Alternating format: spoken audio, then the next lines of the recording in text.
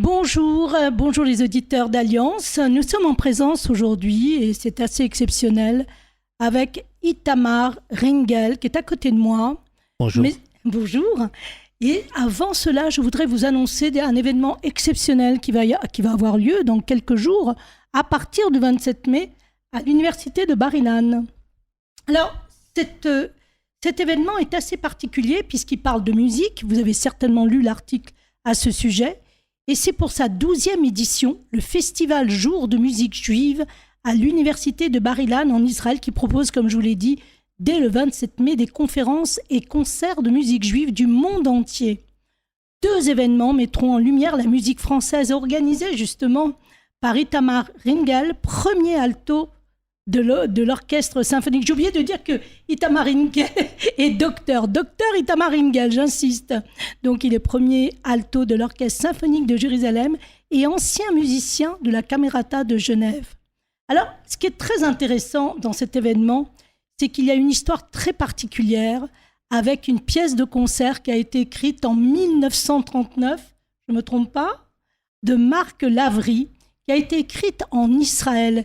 Et je pense que Itamar va nous raconter un peu cette histoire qui est un petit peu mystérieuse et qui a beaucoup, beaucoup de sens pour Israël. C'est à vous, Itamar. Itamar. J'ai failli vous appeler Itamar, mais heureusement. Itamar Ringel, c'est à vous. Je vous en prie, racontez-nous cette histoire fabuleuse de cette pièce de concert qui a été écrite en 1939 en Israël. Nous rappelons que ce musicien extraordinaire venait d'Allemagne. Il a fait son alia en 1935. Et plus tard, il y a une histoire incroyable avec sa fille. Allez-y, le micro est à vous. Racontez-nous cette histoire fabuleuse. Allez. Wow. Alors, Marc Lavry était un des compositeurs les plus importants en Israël dans les années 30. Il a fait alia. Il est né en fait à Lettonie. Et il a fait alia, comme vous avez dit, 35.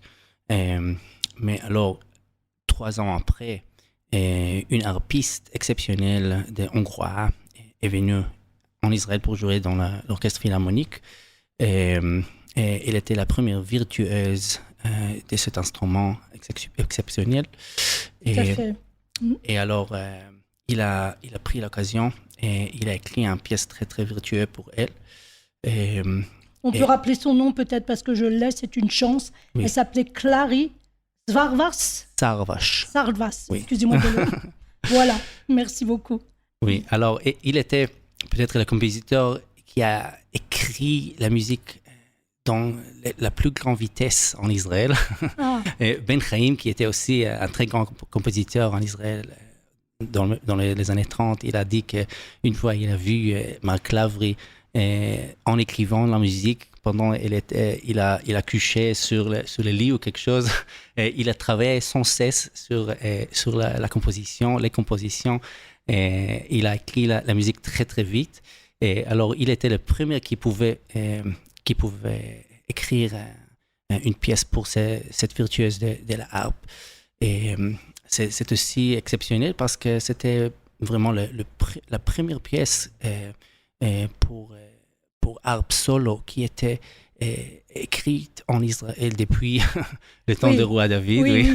Là, vous m'avez bien eu parce que c'est exactement à cause de cette petite information de rien du tout que du coup, cet événement musical a pris beaucoup d'importance pour moi parce que j'ai dit quand même, il faut vraiment avoir un culot, il faut le dire, pour dire que cet homme qui est un virtuose vient en Israël en 1935, on suppose qu'il a fui les persécutions nazies, c'est ça ? Oui, c'est vrai. C'est ça. Il fait son alia et il est inspiré, on ne sait pas pourquoi, pour écrire grâce à cette virtuose de cet harpiste en fait, et il écrit cette pièce qui est juste incroyable. Et raconter le reste de l'histoire, puisqu'elle se perd, cette partition se perd quelque part, et elle est retrouvée bien plus tard. Allez-y, c'est à vous. Oui, alors on a joué la pièce à janvier 1939, et après ça, on voit pas le pièce plus, alors on n'a pas joué une deuxième fois, et la partition était perdue. Mais il y a quelques années, la fille de Marc Lavry a trouvé des partitions éparpillées. qui était dispersée partout. Mais elle a compris qu'il y avait une pièce pour harpe solo avec, il faut le dire, avec l'accompagnement ou jouer ensemble avec violon et alto et violoncelle. Et alors, elle a trouvé tout ça et elle a rassemblé et elle a fait une nouvelle partition. Et elle nous a invités, les solistes de l'Orchestre de Jérusalem, de l'enregistrer pour les radios. Et en fait, pour la première fois, il n'y avait pas l'enregistrement du premier concert. Mais c'est intéressant parce que les liens avec le roi David n'est pas inventé par nous, parce que le compositeur même, il a appelé le deuxième mouvement la Cantique des Cantiques, alors Shir HaShirim. Magnifique. Magnifique. Et un an après, il a écrit aussi une oratorio, comment dire, un orateur, je ne sais pas, qui s'appelait Shir HaShirim, comme Shir ça. HaShirim, et ça commence avec un grand solo de harpe aussi. Magnifique. Alors c'est c'est incroyable. Alors justement, il y a quelque chose de très intéressant et qu'on oublie souvent, c'est que, et peut-être vous allez pouvoir nous en parler parce que j'ai vu ça dans quelques articles, c'est la cantillation. Vous savez que les psaumes du roi David, n'est-ce pas, nous on les lit un peu simplement, mais il y a des ta'amim, c'est-à-dire des notes qui étaient indiquées et qui nous permettaient de les cantiller. Très bien. Est-ce que cela est utilisé justement dans le concert d'harpe? Est-ce qu'on réutilise un peu les ta'amim ou pas?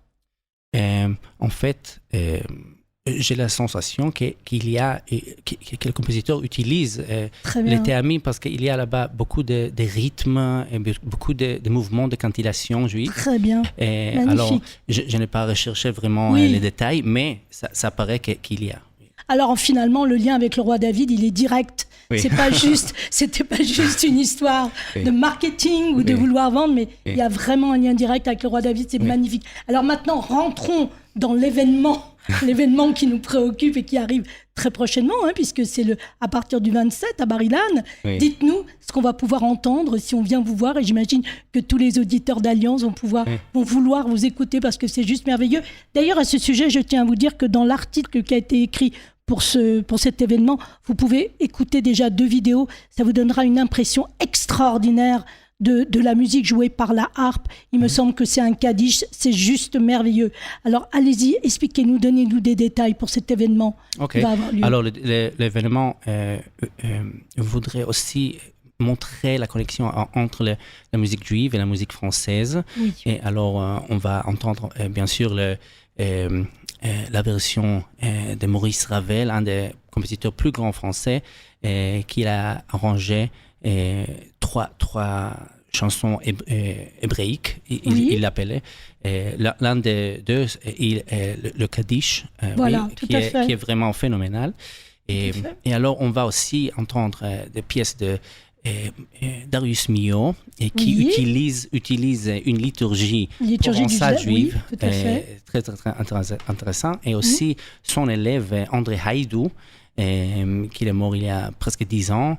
Et aussi, il était lauréat du prix d'Israël, une figure très, très importante. Aussi, son étude de musique juive. Alors, on va avoir un programme très, très riche et intéressant. Alors, ce qui est intéressant quand on vous voit, parce que malheureusement, les auditeurs ne vous voient pas, c'est que vous êtes quelqu'un, on doit le dire, et je peux le dire en toute liberté, vous êtes pratiquant, vous êtes religieux, un vrai religieux. Et je pense que quand on baigne dans ce genre de musique, dans cette liturgie juive, prière juive, kaddish, c'est un tout. En fait, vous êtes tout à fait en harmonie, tout à fait en alignement de ce que vous êtes. C'est-à-dire, il n'y a pas un Itamar à la maison et un Itamar au travail. C'est la même personne, n'est-ce pas? Vous baignez dans la même spiritualité, en fait. C'est vrai, mais quand je joue de la musique des autres compositeurs, il faut que je rentre l'âme de l'autre compositeur et que j'essaie à comprendre l'autre âme de l'autre compositeur. Et comme ça, je fais un dialogue entre moi, ma personnalité, et aussi la personnalité des compositeurs que je joue. Alors, c'est toujours très, très intéressant, oui. En fait, c'est presque un rôle d'acteur. Oui, totalement. Magnifique. Alors, qu'est-ce que vous pouvez nous dire de plus pour cet événement? Qu'est-ce qui vous touche le plus, vous, en tant que docteur de musique, il faut le dire? Vous avez fait vos études où? Vous m'avez expliqué les États-Unis, Berlin, Israël. Racontez-nous un petit peu. Vous êtes né en Israël? Non, je suis né en Amérique pendant le post-doctorat de mon père. Oui. Et mes deux pères sont israéliens et j'ai grandi en Israël jusqu'à j'avais 23 ans. Et après ça, pour mes études, j'ai déménagé en Amérique. J'étais à Boston, New England Conservatory, où j'ai fait mon doctorat. Et après ça, j'ai déménagé à Berlin, où j'ai étudié dans le Hochschule für Musik Hans Eisler. Là-bas, j'étais aussi assistant à la fin. J'ai travaillé là-bas comme enseignant. Enseignant, oui. Tout à fait. Tout va bien. Et alors, aussi le français, j'ai appris seul. Alors, mais c'est magnifique. N'avais pas. Oui. J'allais vous le dire, vous l'avez appris où, à Genève? Non, j'ai appris comme autodidacte. J'avais 5 ou 6 leçons avec un professeur. Oui. Et après ça, j'ai continué seul. En fait, quand j'avais 20 ans, je suis allé pour jouer dans le festival de Verbier en Suisse. Oui. Et là-bas, j'ai étudié, c'était pendant mon service d'armée en Israël. J'ai servi comme un excellent musicien dans le Chel Chinuch. Et alors, j'avais beaucoup de temps pour apprendre des langues. Alors, j'ai appris le français avant d'aller en Suisse pour le festival. Ça vous a beaucoup aidé. Ça vous a beaucoup aidé. Alors, on dit aussi, vous allez me dire si c'est vrai, on dit que, vous allez comprendre où je veux en venir, on dit que les Russes, en général, sont très doués pour les langues. Mais pourquoi ? Parce qu'à la base, ils étudient beaucoup la musique. La musique est une obligation. On est obligé d'apprendre la musique en Russie. Alors, êtes-vous d'accord avec cette thèse qui dit que les musiciens sont doués pour les langues?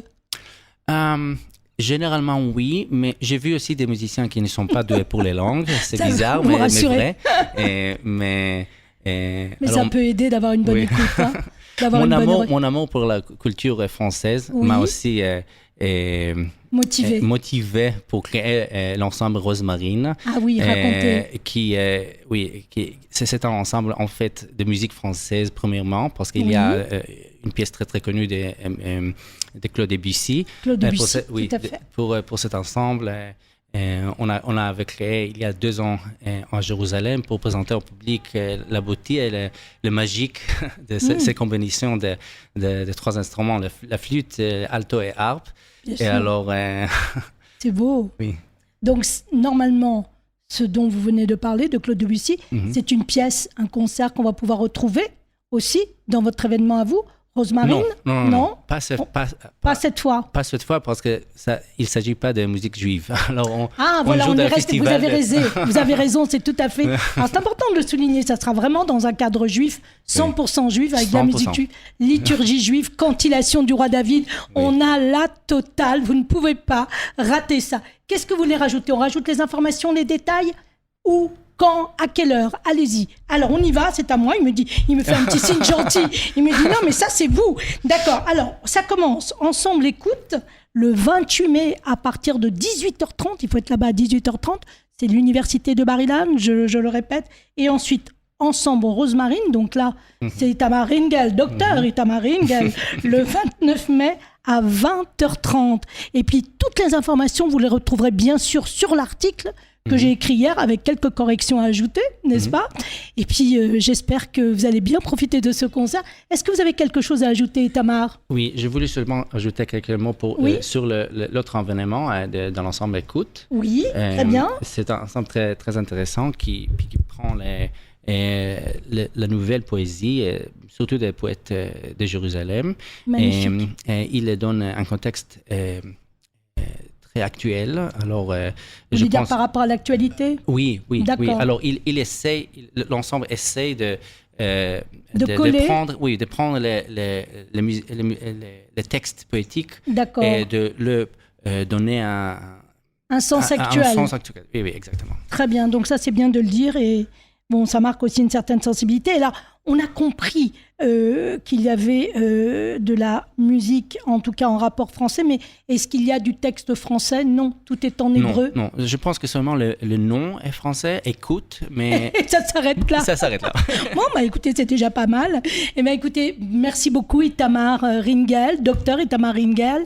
J'espère qu'on aura l'occasion de vous écouter encore une fois très prochainement sur Radio Alliance. Je vous souhaite un magnifique concert. Merci beaucoup. Beaucoup de monde et d'excellents retours. Merci beaucoup. Merci beaucoup. Au revoir.